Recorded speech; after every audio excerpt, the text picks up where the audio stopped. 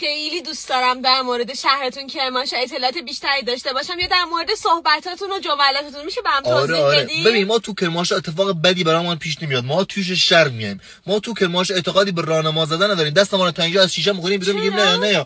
ما تو کرمانشاه به کسی نمیگیم اگه دوست دارین لحظات بیشتری رو کنار ما سپری کنین. میگیم ویس نیسا. ما تو کرمانشاه عضلات ما نمیگیره. ما جمع میشیم. ما تو کرمانشاه کارهای انجام نمیدیم، کارهای مکنیم. مثلا آشپزی مکنیم، شلوار پامان مکنیم. ما تو کرمانشاه پیاده جای نمیریم، ما با پا میریم. ما حتی تو کرمانشاه نمیریم اون طرف خیابون، ما مکنیم او دست یا از او دست مکنیم ای دست. ما تو کرمانشاه نمیترسیم. ما نهایت نازک ما میفته در پای شوارق ما وقتی میگیم بوس به معنی بوسیدن و عشق و محبت نیست، به معنی اینه که وایسا خوا یعنی چه به نظرت؟ یعنی تخم مرغ خدا نمک. ما خیلی وقتا میخوایم همدیگه صدا کنیم به اسم صدا نمیکنیم. مثلا میگیم قازمل کیف دم تشی سر تمات سر. خلاصه شعر عجیب و قشنگی داریم. چقدر قشنگ.